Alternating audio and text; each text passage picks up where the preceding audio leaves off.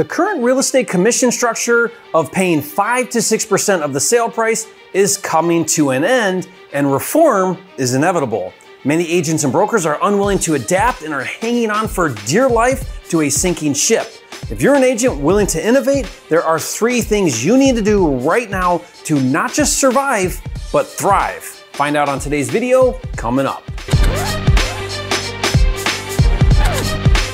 This video is brought to you by Free Comps, a free software that gives you the value of any house in seconds. Get your free copy now at compmydeal.com. If you're new here, my name is Jerry Norton. I've been a full-time real estate investor now for almost 18 years. Amongst other things, I specialize in flipping houses all across the country, and I've helped thousands of new investors get into the game of flipping and create 6-figure and even 7-figure incomes. If you want to learn how to flip houses so you can live your dream life, be sure to subscribe to my channel and click the bell icon to get notified when new videos are released. This is now the second video I've released specifically addressing the legal battles that will ultimately result in commission reform. Now be sure to watch the first video to really understand why commission reform is being disrupted. I'll put the link to that video in the description below for you. Since that video, there has been even more progress leading to reform. There seems to be no end to the constant barrage of lawsuits imposed on the National Association of Realtors, or NAR, for allegedly price fixing and violating free trade laws. The biggest of these lawsuits currently taking place is with the Department of Justice, or DOJ. Now, this lawsuit has turned messy and ugly, and it's clear that the DOJ is after commission reform. Let me quickly summarize what's going on. And in case you don't know, the Department of Justice, or DOJ, is the highest court in the country, and since they can only take on a few cases per year, they have to be very selective. The unwritten rule is that the DOJ is not going to take on a case unless they plan on making an example out of you. Now, apparently, NAR is unaware of this because their approach has been defiant and combative, and it's becoming obvious that NAR is unwilling to change some of its antiquated policies and isn't going down without a fight, and I believe this is not going to end well for NAR. Earlier this year, the DOJ and NAR came to a settlement, and then the DOJ withdrew their settlement because they wanted to take a harder stance on some of NAR's price-fixing tactics. Now, this is what the DOJ said about its withdrawal. Real estate is central to the American economy, and consumers pay billions of dollars in real estate commissions every year. We cannot be bound by a settlement that prevents our ability to protect competition in a market that profoundly affects Americans' financial well-being. In other words, the DOJ is coming after real estate agent commissions. Now, in order to understand why agent commissions are in the DOJ's crosshairs, you need to first understand the current commission structure in America. Let me briefly explain. When a homeowner decides to sell his property using real estate agents, he must agree to pay 2 agents. First is the listing agent, who represents the seller's best interest in the home selling process. Although technically negotiable, the average listing fee commission is 2.5 to 3% of the sale price. But in addition to paying his listing agent a commission, the seller also has to pay the agent who represents the buyer, called the buyer's agent. And the average commission for the buyer's agent is also 2.5 to 3%. So for example, if a homeowner sells his home for $500,000 and pays agents 6% total in commissions, he ends up paying $30,000 in commissions. Now, if you think that sounds high, you're right. Did you know that in America, the commission structure is twice the rate of other developed countries? That means if you took the $85 billion paid in real estate commissions just last year alone, and you cut it in half, you would put $42.5 billion back into the pockets of homeowners in America. But NAR and many agents and brokers disagree and argue that their fees of 5 to 6% are justified for the services rendered and are fighting desperately to uphold the current commission structure. To prove my point, go to the comment section below the first video or this video and read the comments from angry agents who watch this video. They will tell you all about how hard they work to earn their commissions. That may be true, but they are missing the point entirely. The real issue the DOJ has, and many other reform advocates, and the reason for NAR's never-ending lawsuits, is because NAR uses price-fixing tactics to prevent a lower commission structure from being available. and that violates antitrust and free trade laws. Here's the thing. If you're an agent and you think you deserve $15,000 to list a home for sale and you can justify those fees for the service provided and a seller is willing to pay it, great, good for you. Charge whatever fees you want. But you can't prevent another agent from charging a discount service fee of, let's say, $500 to list a home for sale. That is price fixing and violates antitrust laws.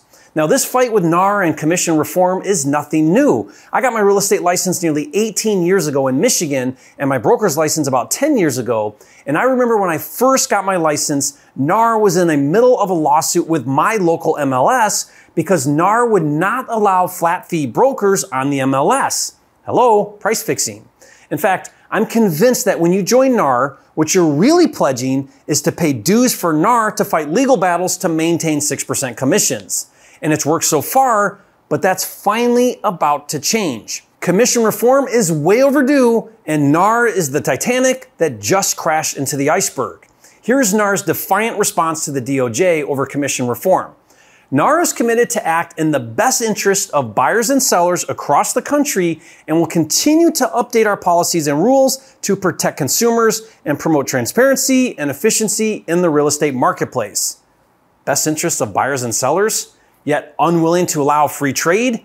Let me be the press secretary for NAR and revise this statement. NAR is committed to act in the best interest of its agents and brokers and use the hundreds of millions of dollars received annually from association dues to fight ongoing lawsuits to uphold 6% commission structure. And it's not just the DOJ that is demanding commission reform. The consumers are fed up with it as well. According to a recent Harris poll, 2 out of every 3 Americans who bought or sold a home in the last 5 years said the system is unfair. 65% say traditional agent commissions are undeserved given technology advances, and 60% say they're missing out on massive equity appreciation because of commissions. So now that I've alienated all of the real estate agents who are on the Titanic holding on for dear life, let me talk to those of you willing to innovate. If you're a real estate agent and you want to not just survive but thrive, there are 3 things you need to start doing right away. First, as a buyer's agent, be open and forthcoming about how much you get paid as a buyer's agent. One of the biggest arguments from the reform advocates is that buyer's agents tell buyers that it's free for their services, which is not true. Just because the seller pays the commission and not the buyer doesn't mean it's free.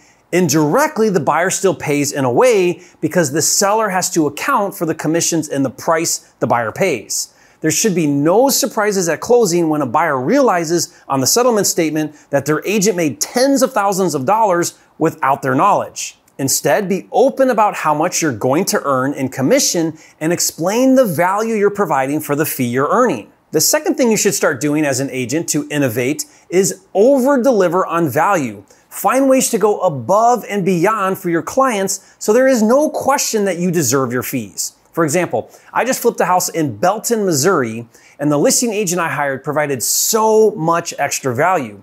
She helped me with design ideas and provided referrals for contractors. And once it was listed, she stopped by the property frequently to keep an eye on it. She made sure the lawn was getting cut. She communicated with me often and provided me feedback from showings. Once we had a buyer, she handled everything to be ready for closing and even coordinated a handyman to take care of items a buyer wanted fixed. And I gladly paid her 3%, and I want to do more deals in that area just because I have her on my team. By the way, if you're in that market, look up Jenny Dillich with eXp Realty or go to kchomeliving.com. In Metro Detroit, where I'm from and still do a lot of deals, my kid brother Kevin is my listing agent, and I give him all of my listings and gladly pay him 3% because I know he has my back. He looks out for me. He wants me to win, and like Jenny in Missouri, he goes above and beyond and even oversees my rehabs. He makes himself unreplaceable and more than justifies his commissions.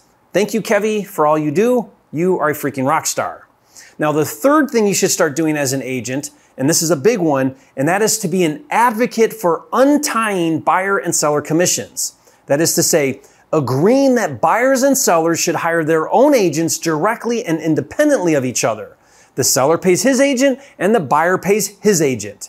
By making this change, the buyer would know exactly how much they are paying for agent representation, and the seller wouldn't feel forced to offer a customary 3% buyer's agent commission to attract agents to show their home. This change aligns with other industries, and I know this is a tough one and very unpopular for many agents and goes against NAR, but it promotes trust with customers and it's going to happen anyway, so stop fighting it. If you really are a good agent, this change will actually benefit you because it will lower the barrier to entry for new agents who currently automatically get 3% regardless of whether they perform well or not. This change would actually leave the most experienced, productive, and trusted agents in a better position. If you're against providing a free market structure that isn't fixed, it tells me you have little confidence in your ability to earn your high commission. Look, the bottom line is this: whether it's government intervention or voluntary innovation, commission reform really is coming. Are you going to innovate and change or sink and drown? Are you going to make history or become history? It's your choice.